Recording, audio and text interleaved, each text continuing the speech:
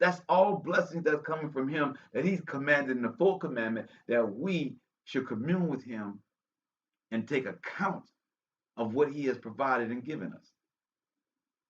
So in their victory against these people that the Most High, Yasha, reached out his hand, that's a higher, sure, higher, reached out his hand and told Yeshua, Joshua, but we would pronounce him in Hebrew, Yoshua, but there was no J. So stretch out his spear, and the Most High made it as so, no matter how many of soldiers of Yasharallah there were, that we were victorious. Then in 33, it shows that we've always had other nations with us.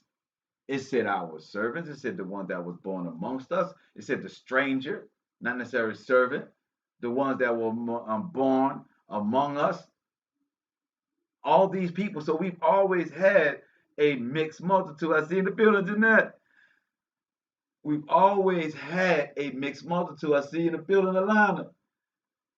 We've always had a mixed multitude with us. We've always had people that were other than melanated, that understood the power and the laws of the Torah and the power of Ahaya Shua and his father, the Almighty Alahayim. That's right, there's a difference. There's Ahaya Shua and then there's his father, Alahayim. So he said when he came in the flesh, with his name as being salvation and savior, as we read in Luke chapter 2, that they named him after the angel, saying he would be of salvation. So the Hebrew word for salvation is Yasha. Salvation, the going from savior being the root word, salvation being, I don't know, of course you would call that in English how you would define salvation from the root, but salvation being what it provides, the action, right? The action of the root, right?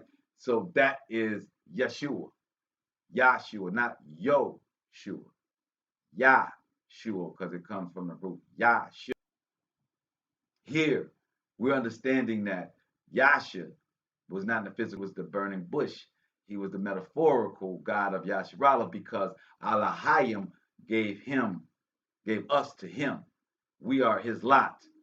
His beloved son, Ahaya Shua Ahaya, the one that says I am. And Ahaya Shua Ahaya means I am that I am. This is what he told Moshe his name was.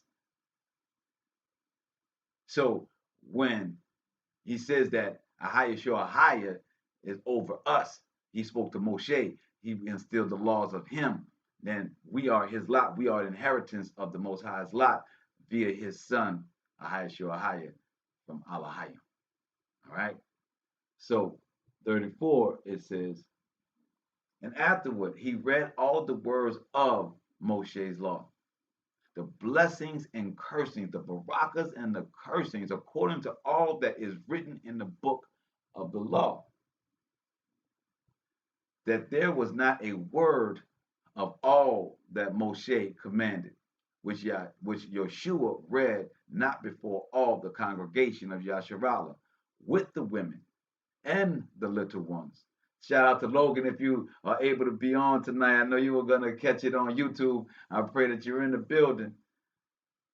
Which Yeshua read not before all the congregation of Yasharallah, with the women and the little ones and the strangers that were conversant among them.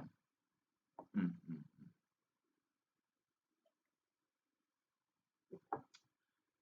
Knowing we have the victory, what do we do in the victory? We give praise unto the Most High. What do we do in the victory? We smell the roses. What are the roses? As opposed to celebrating the roses is the law, statutes, and commandments that have been laid for us. That is why we have a covering. That without law, statutes, and commandments, we would not know what good is from evil. We would not know where to be in order to get our grace and mercy. So we are what? We are reinstilling, we are smelling the roses of our covenant.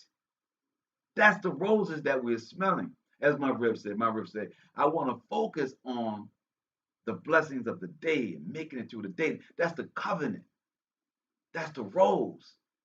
That's what my brother Adon, as Joshua is fighting the battle we know that once AI was done, that there was much more war to go.